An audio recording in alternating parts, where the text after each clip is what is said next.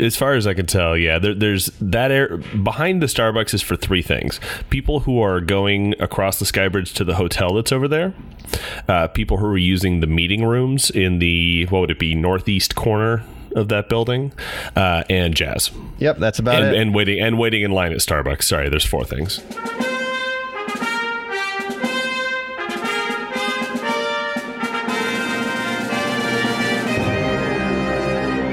Hello, everyone. Welcome to Everything Band, a podcast that features conversations with composers, conductors, and performers of music for winds and percussion.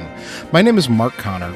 I'm a composer and educator, and each week I have the great fortune to speak with and share the stories and wisdom of musicians and leaders in the band community. I'd like to acknowledge Vandercook College of Music for sponsoring this episode. With a world-class faculty, a location just minutes from downtown Chicago, and an intensive summers-only master's program, it's no wonder Vandercook College of Music has graduates teaching music in all 50 states, 21 countries, and 6 continents. Make next summer your most inspiring summer yet by pursuing a master's in music education at Vandercook College of Music. And for the next generation of music educators, Vandercook offers an exceptional, comprehensive 4-year Bachelor of Music Education program. Vandercook admissions information is available at www.vandercook.edu. Before we begin, I'd like to thank all of you for listening. I appreciate your time and hope that you are finding value from these interviews. I rely on word of mouth and social media to bring the show to new listeners. If you think you know one or two people who might find these interviews useful, please let them know about it. You can also help by following me and sharing posts on Facebook, Instagram, Twitter, and YouTube. And remember, help your students live up to the best that is in them through music.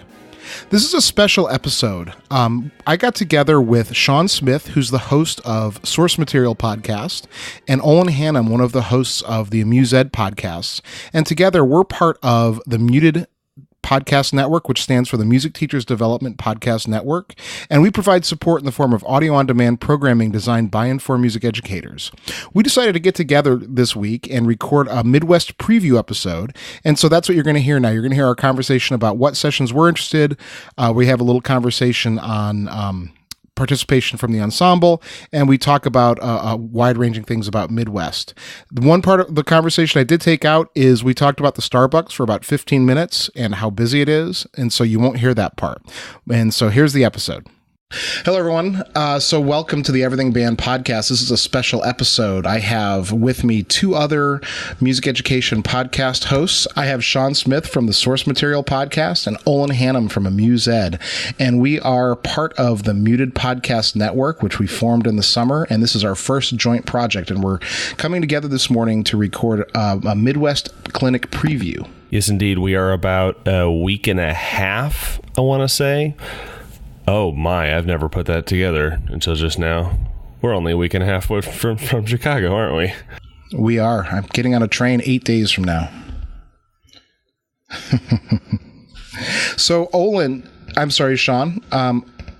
Sorry about that. Should we introduce our podcast? Oh, that might be a solid idea. Yeah, not a bad idea. Yeah.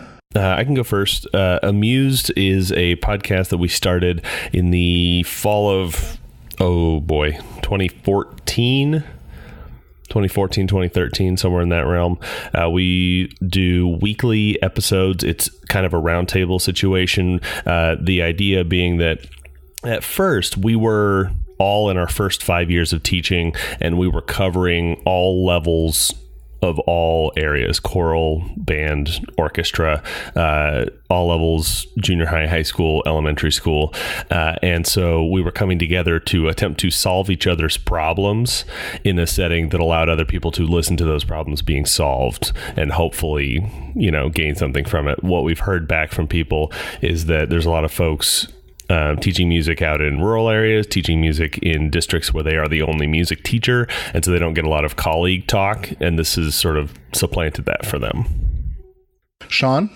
So I am the host of the Source Material Podcast, and it's a new podcast that I sit down with a composer and we talk about one piece of their music, and they kind of dissect it and pull it apart, and we kind of round it out by, you hear a full recording usually of the piece during the course of the podcast.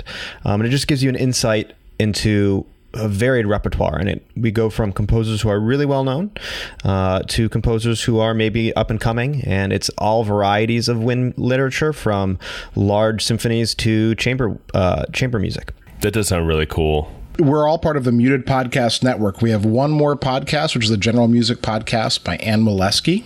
And the four podcasts together form the network, and I love them all, including my own, of course, but they're all great podcasts. For example, a few weeks ago, I noted that there was something in each of the podcasts, the other three podcasts, that I wrote down that week, and I took and I sort of filed away for my own use. And so this is what we're trying to do, is provide a more comprehensive suite of shows for the listeners. Yeah, more than once I have found myself taking physical notes about the time that we were discussing something, so that I can then go back and listen to it and reference it later.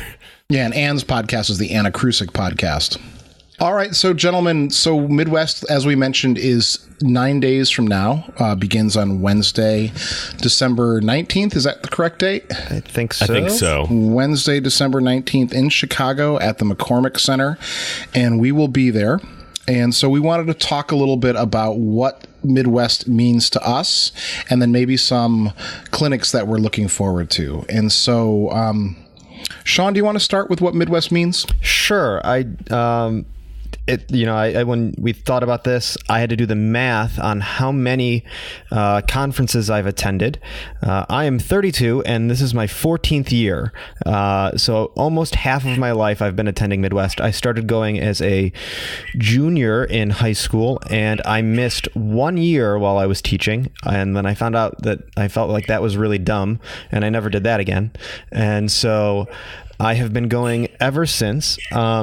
I really enjoy Midwest for multiple reasons, and I think the purpose and your purview of Midwest changes over the course of your career. As a college student and a probably first and second year teacher, I spent more time in those sessions and getting all of that stuff and all that information, and then eventually I think I grew into this idea of, I want to go hear these really good bands play because I want that sound in my ear. And then I started to getting to know people. And eventually now Midwest is, I go to concerts, I see a few sessions, but mostly it's me reconnecting with my friends and colleagues from around the country.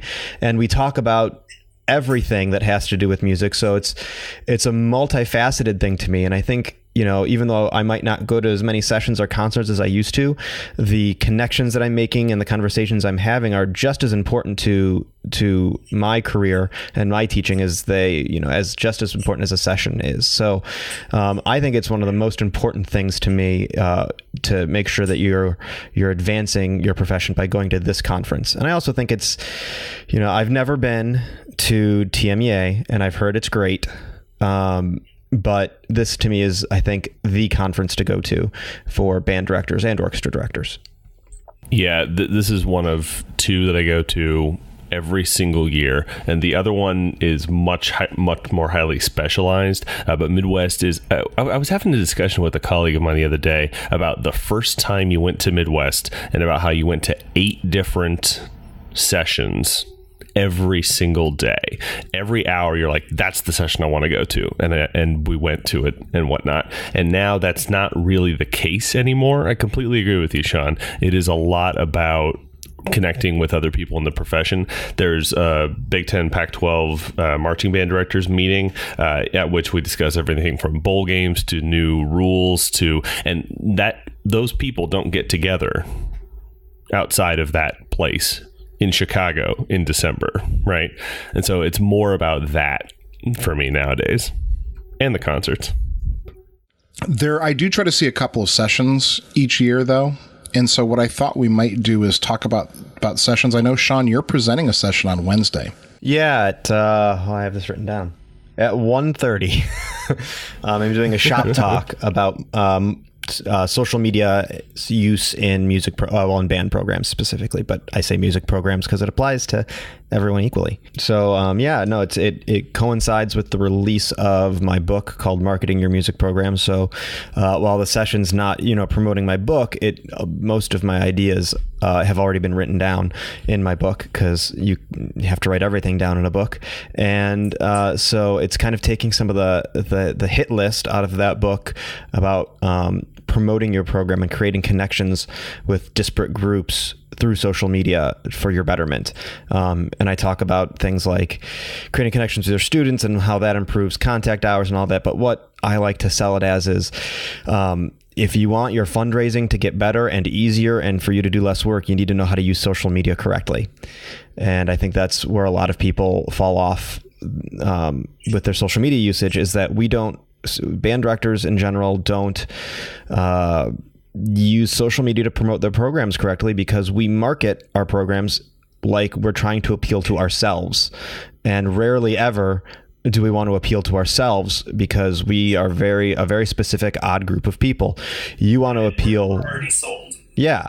And so you want to appeal to that alum who was in the program 20 years ago, who is a doctor and has oodles of money. They're going to expect a different kind of thing from you. So it's just that's basically where I come from, is about creating connections not only with your alumni and donors, but also your students, your parents, and your community. All of those four groups are very important to the success of a music program, and they all expect different things. So it's a shop talk, so it's a half hour. I think it's actually 25 minutes long. So it'll be a quick little bing, bang, boom. I give you enough to know absolutely nothing, but be interested. So that's it at 1:30 on. Question, Sean, both for me and for the people listening. What's the publisher of that? Where can we get that? MuTeD Music, and it was just my family who has bought it was just getting their copies, having pre-ordered it. So you should be able to get a hold of it now. I just saw it last week, I think, was the first copy I've seen. So it is available. It'll be at the conference. So immediately after my shop talk, I believe, I'll be going up to the Hal Leonard booth, who distributes Meredith's stuff. And if you have more questions, that would be the time to ask me all of the things I left out from that little 25-minute presentation. So what is the shop talk? What is that specific session? What is the premise of that? The idea is more like a TED talk. So it's one idea, very short, very bing, bang, boom, very succinct. And because, could I talk about marketing for 50 minutes? I could. Do I have 20 minutes more of about information? Marketing for 50 minutes? I mean, I have the information. It's just a matter of, is it worth the extra 20 minutes? And to me, no. You're not gonna walk out 20 minutes later with a complete strategy for marketing. It takes more time than that. So it's for those kind of topics that 20 minutes is just as good as 50.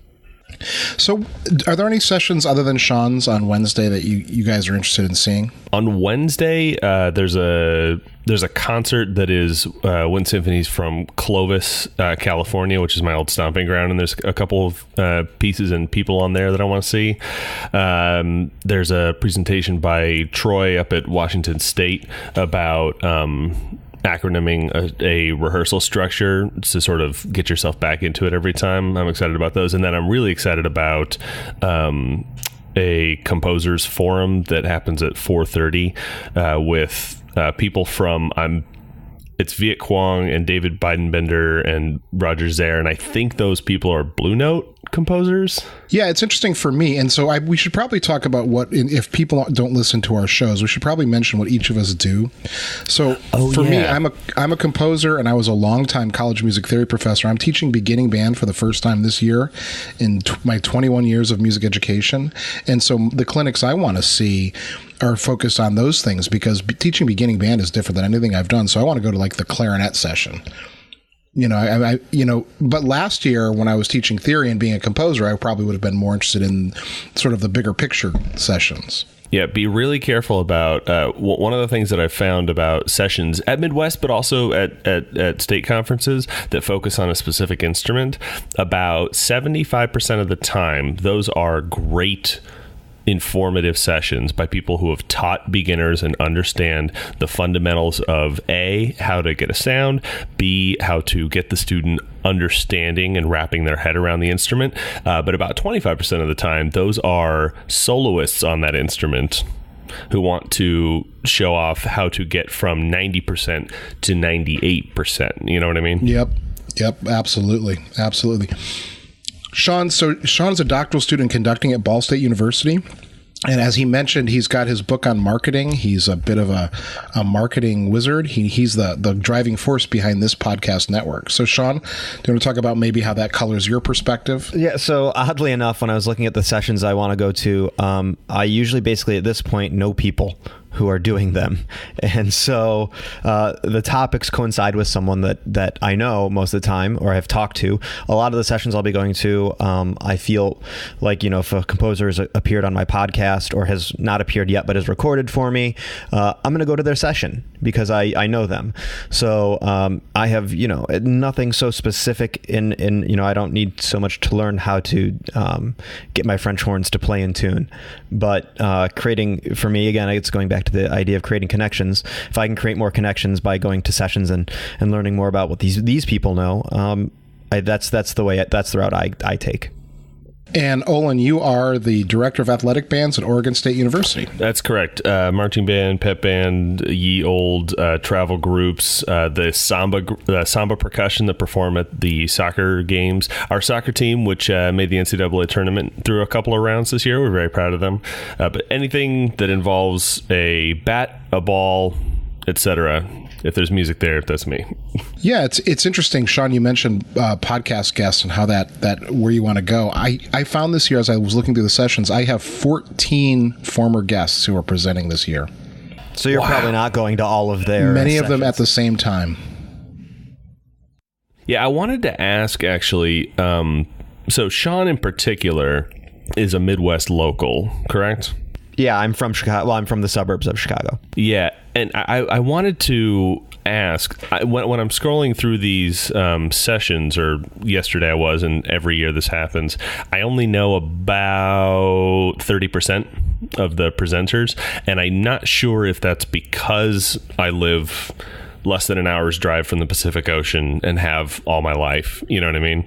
Like, I always wondered about that.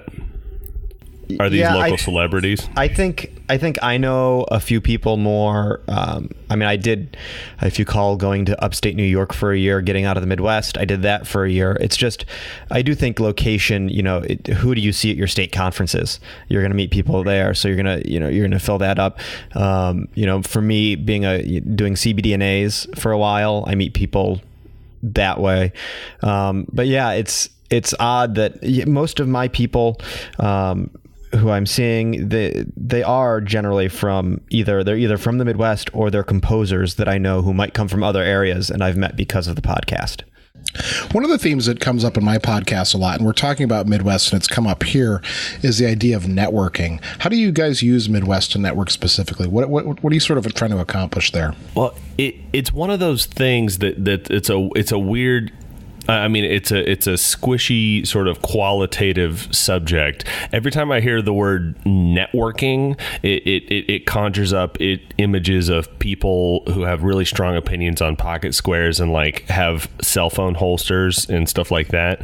The thing that I really like about Midwest is that a person who could just walk down the street and be a normal human being 3 blocks away from that building cannot walk through that building without people wanting to ask them about their composition or talk to them about the concert that they conducted yesterday or ask them about pedagogy. There's a certain type of celebrity that only gets sort of sussed out at Midwest.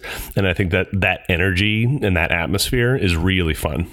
That's an interesting way to put it. Yeah, and for me, I've spent my past 2 Midwests talking a lot. And even last year, last year was brutal. Last year was the first year I think I went to bed before 11 every night because I was just exhausted. Yeah, I know. One night, Michael Markowski got me to stay up until 1, but I was basically falling asleep in the Hilton bar for the last hour. And so, because I was talking to so many people, it was just I wasn't prepared for it. And so this year, I'm going to try to not talk as much, but I've done a really bad job by releasing a book and I was about to say you set yourself up, you pitched yourself wrong for that one. Yeah. Starting a podcast network, starting a new podcast, writing a book, and having a session. I think are not going to work out well for the not talking. So I think, the past couple of years, it's been a lot of networking via people coming to me and talking, whereas in previous years, it's been a lot of me going to people. Right. So it's it's a different, I don't want to say mindset. It's just a different way of working things. And so, now I know a lot of my old heroes. When I was growing up, I've met them. I worked in symposia with them. So they're not to say they're not my heroes, but they're demystified and they're just normal humans to me. So it's a bit different, I think, the more people you know and how then you're networking. Yeah, and the more people you know, of course, the bigger your network, the faster your network grows. It becomes this sort of, there's this energy to it or a synergy to it as you get to know more people.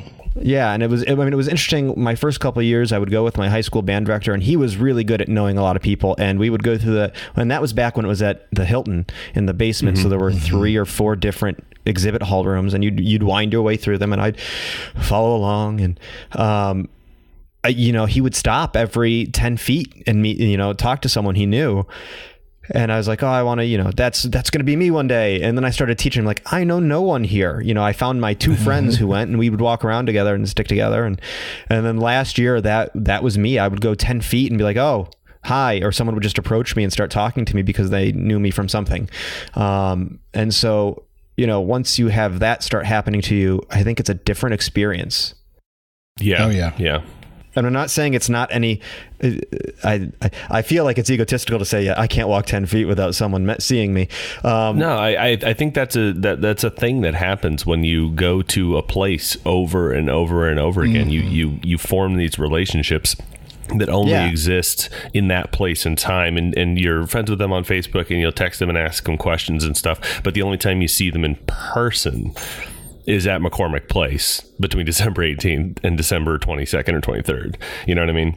I love stopping and talking to people. But sometimes, like, you're on your way to the bathroom and you get stopped for 20 minutes talking to someone when all you were doing is trying to quickly go do something else. So it's an interesting, dynamic of things that goes on there with networking. But I would always I was very... and I still am very reserved, and I don't usually go out of my way. I don't want to say go out of my way. There are some composers still who I just haven't ever talked to who are there. And I just don't know them because of that. And I've gotten better just being like, because it's probably because of my podcast. These are normal people. I can go talk to them now. And so I would tell anyone who's going. A very specific type of celebrity. Yeah. And anyone who's going, if you see someone if you see Mark and you've listened to Mark's podcast and you just want to say, hey, I like your podcast, stop Mark and say, hey, I like your podcast. Don't be afraid of Mark because he's also next to John Mackey. That is true for almost everybody else who you see walking around. That is true for almost every composer, conductor. They want it is nice when someone comes up and says, hey, you affected me in this way. And I just feel like you need to know that. We all live with our own little insecurities in our head. I mean, stop us and tell us we're great. Yeah. I'm always down for that. Well, and I think some people, if I'm standing next to Michael Markowski and you view Michael Markowski as this, compositional, person that you're afraid to talk to, but you want to talk to me, you can come and barge into the middle of our conversation the most of the time and say, Michael, I really like your music. And by the way, I listen to your podcast all the time. Sean, why haven't you had Michael on yet? You can go in and say those kind of things and don't be afraid of it. And you might, you never know what that's going to lead to. Mm-hmm. Yeah, absolutely. Absolutely. It's one of the things I'm going to say about networking is it's really not about quantity. It's about quality. You're going to have way more productivity if you get to know 5 people really well than if you just get the business cards of 20. Yeah. Yeah, that's probably true. It's one of the things where I think, just like with anything, networking is a term that sort of people have put on relationships that you have within a profession. And just like any other relationship, it needs to develop. You want to be friends with someone. You want to be admiring of their work so that they can then affect your profession positively. You know what I mean? You can't just say hi to someone and then all of a sudden they're in your sarcastic air quotes network. Hi, everyone. I'm going to cut this part. This is where we took a deep dive into the Starbucks line at the McCormick Center. And so I'm going to pick back up a few minutes later in our conversation. Can I ask you to a unrelated but semi-philosophical question related to there's a session on Thursday that I'm kind of excited about, but it has brought up a recurring discussion that I've had over and over again. It's called Unlocking Student Musicianship in the Large Ensemble. It's on Thursday, December 20th from 8:30 a.m. to 9:30 a.m., which means I actually have to set an alarm instead of just waking up whenever I feel like it. But one of the things in it is it talks about empowering students to make active musical decisions, unlocking their musicianship, and how that decision-making process is a critical part of a well-rounded music education. One of my mentors a long time ago said to me that we want our students to be artists. We want to unlock their ability to be artists and make art, whether it's in their profession later on or whether it's in this particular art. And he said that artists make choices. That is a fundamental thing about them. They don't do what they're told. They make choices about their art. And that has been a real question with me, particularly with competitive high school marching band and or drum corps, which we tout as an art a lot, but it feels more like people doing what they're told than making active decisions. And I'm curious if you two have opinions on that. I'm excited to hear what these speakers have to say. I think part of it for me is I try to do the whole empowering the students to make active decisions, and I do that a lot through questioning. And I say try because it is. I have to actively think about it to do it. Right. It's just not part of the way.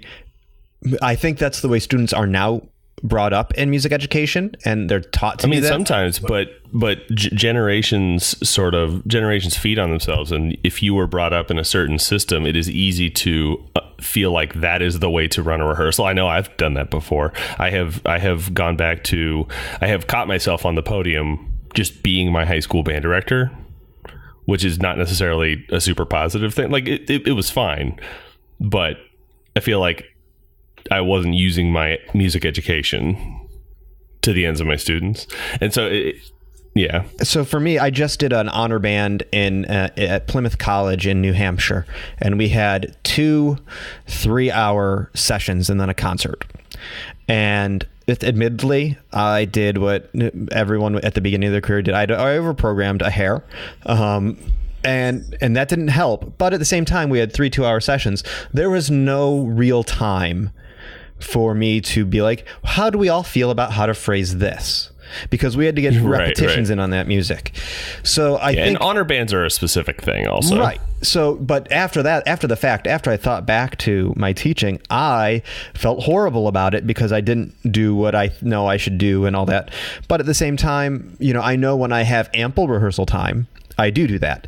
So I think it's all about the mindset we have walking in to our rehearsal. And I know oftentimes when I've done like campus bands and things like that, I choose a piece that is much easier than the group can play, because I know, okay, it's going to have a level of good right off the bat. And then I can use all that extra time asking these questions and getting their input and interpretation or anything like that. Whereas if I were to program, if they're a grade 4 band and I program a grade 4, there's probably not going to be a whole lot of time for that. But if I program a grade 3 or a grade 2.5 slow piece, I'll have that time. So I think it's all the mindset that we have going into the process. Yeah. I agree with that. It's really interesting. I feel like this is part of the push for the chamber ensembles in high schools, to have more chamber and small group. Right, to have independent things being made within the larger group, that kind of thing. I feel like that's where we have our most artistic decisions. The large ensemble isn't really set up to have... It's not really set up in the same way. It's more of an autocracy as opposed to a democracy. And this is the thing. The bigger the ensemble gets, it strikes me, the harder it is to allow for individualism, especially when our profession prizes things like blend and balance, which you can get to while playing two people as independent musicians. But when there's, like in my wind symphony on campus, I've got 9 trombones, and they're not going to reach that unless I just say, this is kind of how it is. And so that's why I'm really curious about this session, because it's specifically about large ensemble and working that in. So I want to see, usually, I don't know if you two have experienced this, but if you go to clinics, usually I'm looking for one or two things in a session that I can really take away and use somewhere else. Very rarely has a session, blown my mind and completely changed the way I teach. I don't think that's happened. Maybe once. But usually I'm looking for one or two things. And I think this is a session that I can get one or two out of. Yeah. And I think the big thing with this idea in general is student buy-in, because there are some kids that just they like playing their instrument, they like the social aspect of band, they don't want to talk, and to ask them to do would make them uncomfortable in the situation. And so how do we bridge that gap with students? Because some of them you just tell me what you want it to sound like, I'm going to try to make it sound like that. Right. And that's how they want their rehearsals to go. Some people will be vocal. Yeah, and they're always your principal oboist. Well, they do sit in the front and hear everything except for their sound. So that's correct.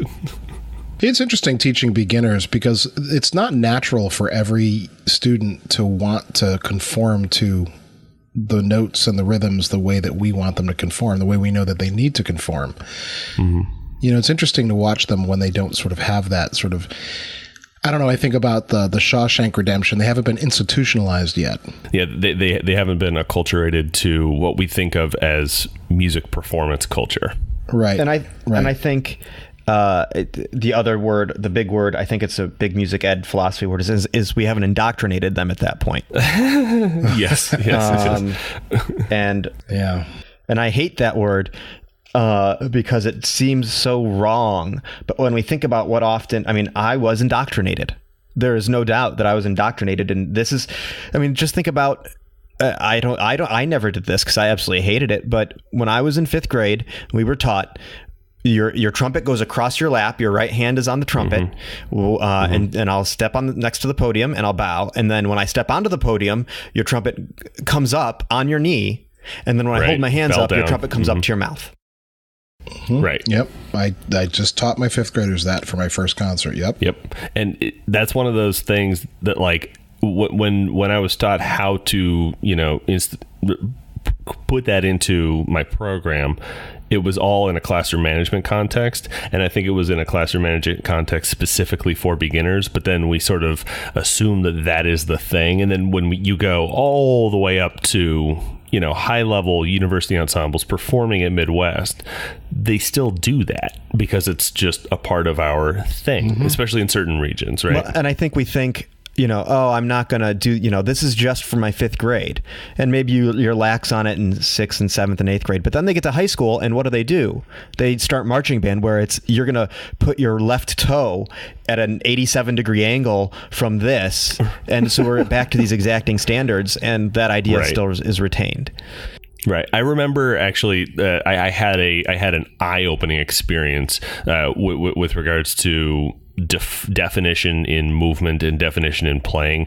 I did not have a marching band at my high school, period. I actually had one of these weird experiences where after middle school, I transferred districts, and at my new district, the middle school band programs were very high level. And so the teacher at the high school, which I was now in, assumed a certain level of musicianship, which I did not have at that time.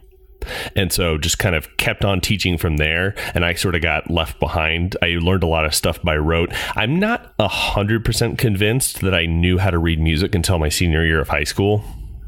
I was a middle line is trigger in 1, person, not middle line is B or B flat person. But then through college marching band and doing my music major and all this stuff, I grew to a certain level of understanding. And then I went and taught at the Mandarins. And when I got there was my section tech was talking about when your hand moves from around the valves on the horns up to above the keys. And I was like, What do you mean you need to know when that happens? Just do it sometime before you have to play. Yeah, I think it's an interesting idea, and if you've ever seen along the same line of thought of student independence and input, if you've seen, I know, I can't remember names. Ohio State. Is it Scott Jones, I believe is his name, who does student-led rehearsals where the ensemble will get a score to a piece, and they'll rehearse it without the conductor. It's a there's a specific ensemble, a professional ensemble that does it like this, and that style of rehearsal. What? The Orpheus Chamber Yes. Orchestra does it. That's the one. Yeah. And they've made it into a rehearsal method that you can use a lot. I've seen a couple of those rehearsals put into place. They are very empowering and fascinating. Except at the beginning of the process. Yes. Because at the beginning of the process, they all sort of sit there and look at each other and are very uncomfortable because they are used to being told this is what we're working on and this is how it's going to go. And it was interesting. I've done them before, and at the end, we've asked, who liked this and who wants to do it again. You get about half the ensemble likes it and wants to do it again, and who's ambivalent about it. And you get a couple of people, and who doesn't like it. And you get a lot of people who are like, "This is the worst experience I've ever had." Well, it's because they were brought up in the former system, if you will, and so that's what they expect out of that ensemble, out of that setting. And so if you take them and put them somewhere else, they're like, this isn't why I was here, this isn't what I'm here for, and they might not say that. By the way, that uncomfortableness at the beginning of those rehearsals, I live for those moments. I live for a student going, I'm not sure what to do, and then watching the process behind their eyes where they figure it out. That is such a fun thing. So we've gotten way off topic. Well, no, I don't think so. Sorry. I think what we just did is had a representative conversation of what Midwest is like. You get a bunch of music educators together and you start to talk about music education. Yeah. Now instead of 3 people, it's 25,000 people. Right. Exactly. And it's very interesting. We talk about this very topic of conversation. We're even talking about, the autocratic style or everything coming from one person. And then we go to Midwest and we sit in a room and one person talks at us for 50 minutes. So. Oh, totally. So one of the things that is the hot topic right now, and rightly so, is diversity. And it comes up on my show an awful lot. And this Midwest seems to have several diversity sessions. And the one I'm eyeing most interestingly is the one on Friday morning with Jody Blackshaw and Jerry Junkin, 2 former guests on my show. And they're going to have a band with them. And I just scrolled away. Of course, I scrolled away. It's the Eastern Michigan Wind Symphony is going to be there and they're going to do grade 1 through 4 band works by women. And so I'm looking for that one. What other diversity clinics are notable? So there was. Oh, sorry. Go ahead. Go, Sean. Go ahead. I'll pick the one you don't. Well, I was going to use you talking about it to go find the one that I was thinking of. Okay, so I'll do one. There is on Thursday from 11:30 to 12:30, and let me scroll to Thursday on my list. It's called Opening the Door Wider. Yeah, that was it. Did I steal yours? No. Well, I mean, definitely, but feel free. So it's called Opening the Door Wider, and it's about women composers of wind music. And so I just know I've recently talked to Augusta Reed Thomas, who is great about her music. But it's also Libby Larson, and then she has some great stuff. Catherine Rand. And then I think if I were to choose a headliner, and I hope no one, if any of the people on this clinic listen to this, I'm sorry. But Jennifer Higdon is also talking, and she's she's won a couple of awards. And so I think her on there. I think she's the most mainstream name. I think that's all that is. I think definitely on that list, yeah. And I know Catherine Sinan Bushman has done a couple other presentations on women in the profession that I've seen, and she does a great job.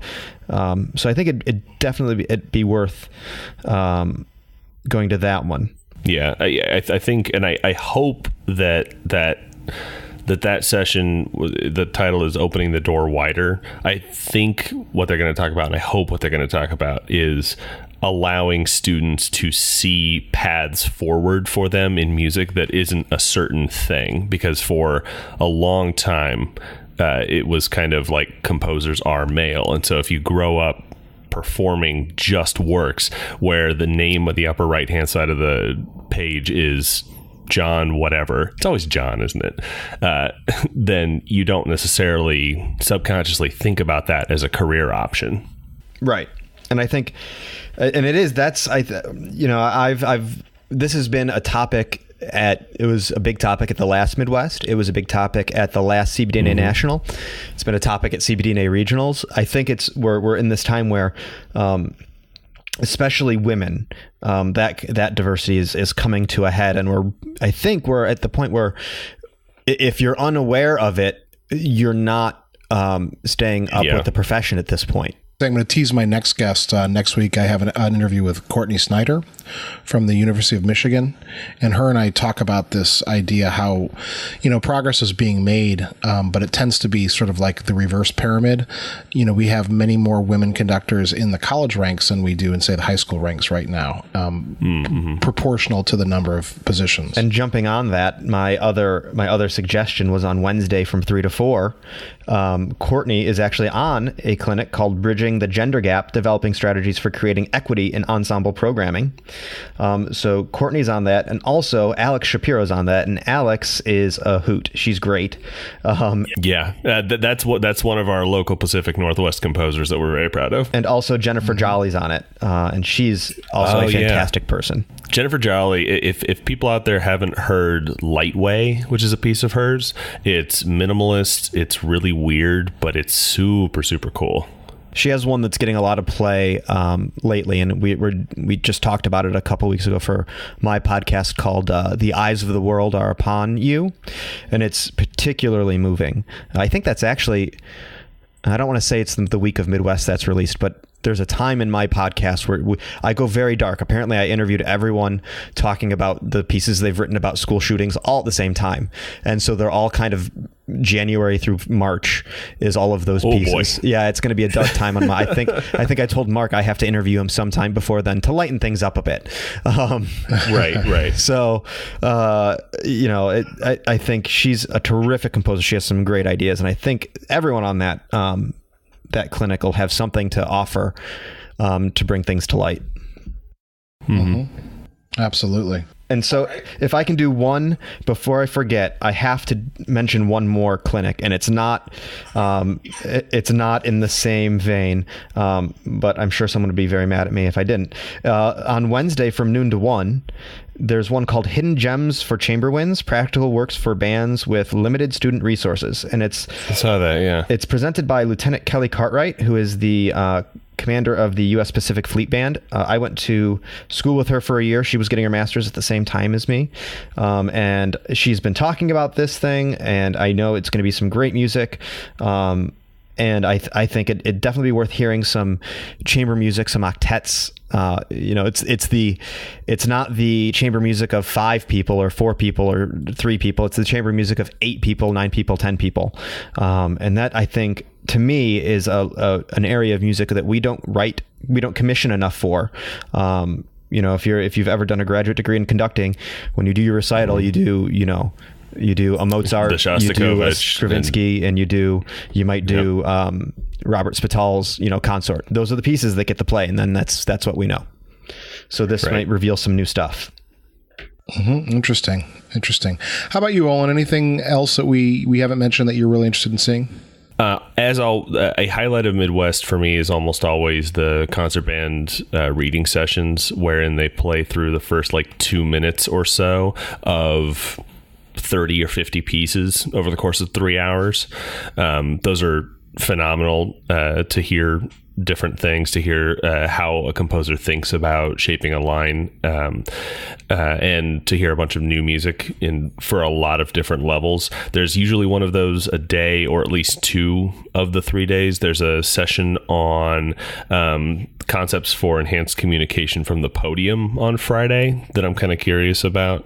It's Shanti Simon, and she's one of those people who you want to read about, or you want to read what they're saying. And so seeing what she says about, or hearing what she says about podium communication I'm really curious about. But yeah, other than that, it's like we talked about. It's meeting the people. It's being involved in the community. It is the central meeting place for our profession. Mm-hmm. Absolutely. So Mark, what about you? The non-diversity clinics that you're looking forward to? Well, like I mentioned, I'm looking at a bunch of the beginning band stuff. I was really interested in the diversity panels and all these clinics by people that I've had on the show. One thing that is interesting is the Marjorie Stoneman Douglas Band performance. I just saw that and I was going to comment on it. And yeah, go ahead, Mark. Oh, I just think it's going to be fascinating to kind of hear them and to see them in person and to know, knowing that story, and we all know it, and sort of, how they had an opportunity to work with Johan de May and go to New York, and now they're going to be playing at Midwest. I think it's just terrific. Looking forward to that. Not only that, they are they're performing, but they're also part of a clinic with Yo Goto. And I'm trying to find the day that's on. It's on, I think I'm still on Wednesday at 4:30. And it's the Small School Initiative, so helpful for smaller bands, practical use of flexible instrumentation. And they're the performance group. I find, it's interesting for me too. I find these Generation Next clinics really interesting. They're for the young directors. Those things are really fascinating to me because they fall into one of two categories every time I've ever gone to them. One of them is something that is self-made, that is, we are really dealing with this type of thing as college students right now. And the other one is like kids these days with their hair and their rock and roll music and you know what I mean? Like that kind of thing. Mm-hmm. I've never been to one. Are they good clinics? They can be. Yeah. And they're designed for college students specifically. Yes. And so a lot of them are about your first 5 years and finding those resources and not over programming your first concert and how to survive and all this kind of stuff, which is super important and no one ever talks about. So one clinic that I forgot to mention, I just noticed it, is on Friday at 4:30, which is a hard, tough time, is Don't Burn Out, Ideas and Techniques for a Lasting Career as a Music Educator. And that's done by Giovanni Santos from La Sierra University. And Giovanni is a former guest on my show. And that's a topic, that's one of my questions that I ask in every show. How do you balance your work-life balance, or how do you find work-life balance? It's an interesting idea right now because how many of those band directors and orchestra directors who are bringing their bands to Midwest could use a little not burn out right now? Especially right now. Bringing your band to Midwest, bringing your band to, Macy's or the Rose Parade or something like that just is this huge just add-on at the end of the thing. And it's something that we have treated traditionally with a lot of prestige, but it's a lot of work. Sure. Yeah, I can't imagine the stress of bringing your own group. All right, so final thoughts as we kind of wrap this conversation about Midwest up. If you've never been to Midwest before and you are not from the Midwest area, bring your best coat. It can be very cold. My little tip of advice, if this is your first Midwest, definitely don't try to, if you're, depending on where you're staying, don't really hang out anywhere but the Hilton Bar or Kitty O'Shea's, because that's where the traditionally people have gone for years, and that's where you'll meet everybody. Yeah, +1 for Kitty O'Shea's, also +1 for the lobby bar at the Palmer House. There's just, you walk around and you see, oh, there's such and such famous person, there's such and such famous person, mm-hmm. and they are open to talking to you, and you can learn a lot. And the best part is you don't really get to drink that. You're not going to get drunk there because the lines are so long. Yeah, don't expect to get a drink quickly, and don't expect to pay a little bit of money, because it is not cheap and it is hard to get a drink. Also, do yourself a favor and find a night where you can walk around, especially if it's snowing. Go out to Millennium Park, walk up and down State Street. It's a beautiful place that you're in. Yeah, I want to just kind of, for those who don't know, the Hilton Bar is the Hilton across from Millennium Park, and the Palmer House is about 4 blocks north of that? Yeah, it's 1 street west, about 4 blocks north, 5 blocks north, something like that. And it is walkable between those two. People don't really consider that, but it definitely is. Oh, it's anywhere in downtown is walkable. There were a couple years where it wasn't walkable just because it was just too cold. To about 2 years ago, it was brutally cold, if I recall. Yeah, but it's still walkable. And there was one year that there was a snowstorm that was supposed to roll through on Friday night, so no one was there on Saturday. So also, in general, Chicago is a big travel city. It's right before Christmas, so also don't expect to get a cab all the time. There are lots of them. But if you can fly in and out of O'Hare, do. Midway has fewer people, but it is also equipped for fewer people, and so I found that when stuff rushes, O'Hare is better. Generally speaking, if you're going to Midwest,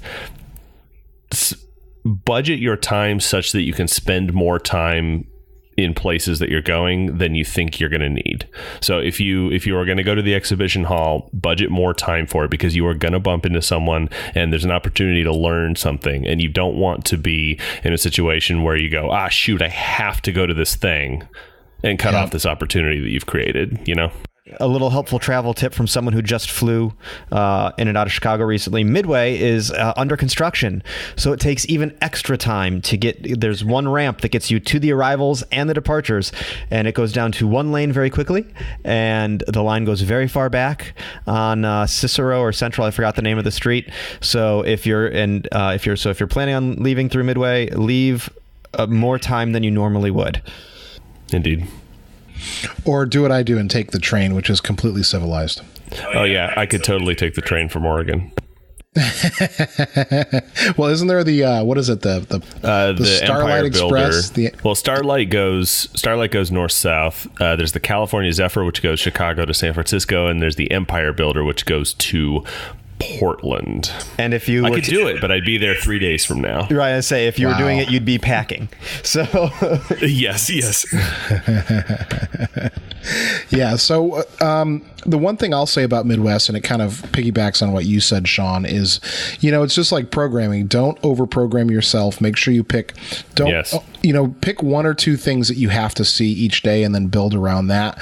Because really, truly, it's about the people, and you don't want to be. I mean, the clinics are great, and we all want to go to clinics, and this may sound somewhat cynical, but to me, my state conference is where I go to clinics more than I don't Midwest. think that's cynical at all to say. You don't want to leave, especially your first Midwest, you don't want to leave it thinking that was a blur that went by, and I don't remember any of it because I did too many things.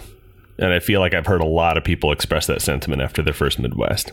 Right. And there's so many people to see. And as you mentioned earlier, you have 4 days to see these people and to talk to people and meet people out of the year where everyone is there. You may be able to go to TMA and find them. They may be at your local state conference. You may catch them at a summer thing. But at Midwest, they're going to be there. Right.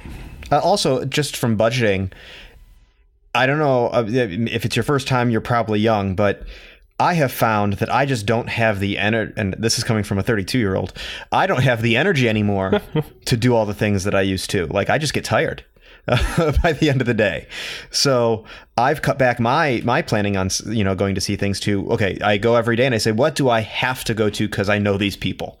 And then from there, it's whatever happens that day. Oh, yeah. One other thing, too, is if you want to see one of the headline concerts, you need to be there early. Yeah.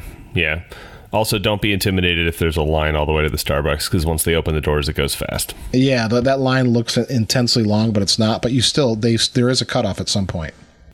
Yeah, and it also, there are every couple of years, someone will present, or there'll be a group of people who present who it's like everyone you ever wanted to see is all in one room at the same time.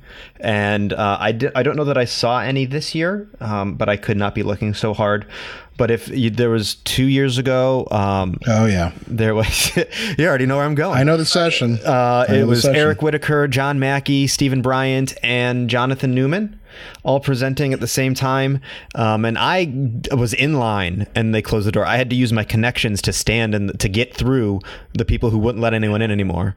Every single year, and I don't know if this is something that I should email the Midwest board about, and I know that they're trying to make it a certain type of thing, but every year there's a couple of sessions that are specific to the marching arts, and those sessions, because there are so few of them probably, are just packed, and you cannot get into them, and everybody wants to go to them. So either we need to get a lot more of those or have none of those. Isn't the big one right off the bat at 8 a.m. on Wednesday? Let's see. I think you're right. Oh, no, it's at 1:30. I'm sorry. It's the one about synthetic sounds and live marching bands with Joe Allison and Bob Buckner and company. That'll be a great one, but also at 1:30 is another great presentation that you should all go to. That's right.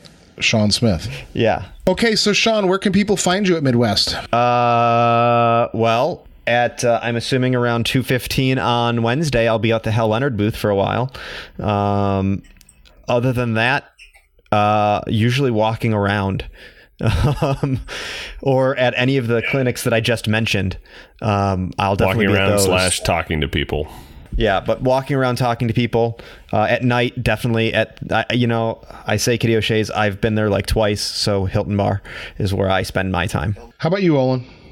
I'm staying at the Palmer House.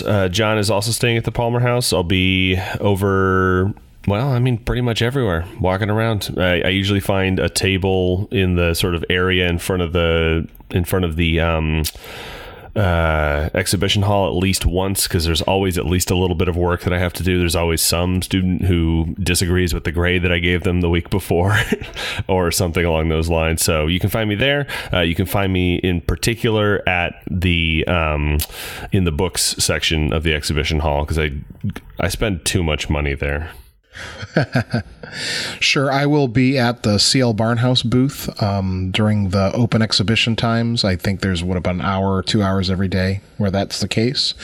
And so I'll be there, and otherwise I'll be walking around. Feel free to send me a message on Facebook or Twitter or whatever social media network sends your messages. Yeah, I think there's within the Midwest app, which if you don't know about the app, you should use it because it's a lot easier than carrying around that giant book. It's amazing. But you can also, I believe, find out, it's weird, it's kind of creepy. You can find out who is registered, and you can kind of add them. And I believe there's a messaging ability within that app. I saw one this year where I put something on my schedule and it was plus 600 points. And I'm like, what are you trying to do? Yeah, It also reminds you you're supposed to be at sessions, so when you overplan and you're not going to that session, it also makes you feel bad. Well, what I tend to do is I tend to get that app. The app's been going for 3 or 4 years now, and I tend to get it, go and look through the entire schedule, and just add everything I might even be possibly interested in. And that way, as I'm going through a day, I can open up the thing and go, okay, next hour, what's going on? Oh, there were these 3 that I was interested in. I'm going to go to that one, Right. Do you guys get missing? When you miss one, do you feel guilty? I often feel guilty. I'll be like, oh. Maybe the first couple years, but not anymore. There's too much. It's like trying to do all of Disneyland in a day. You can do it, but you won't experience it if you do. Yeah, that's a really good analogy because it feels similar. You never have enough time. I feel guilty, but I think that's Catholicism coming into play. All right, gentlemen. Well, this was fun. And so I will see all of you in 8 days. Yeah. 8 days. All right. Thank you for joining us. Just to kind of wrap this up, this was Sean Smith from Source Material Podcast and Olin Hannum from the AMusEd Podcast. I'm Mark Connor from Everything Band. And thanks for joining us. See you in Chicago. See you in a week.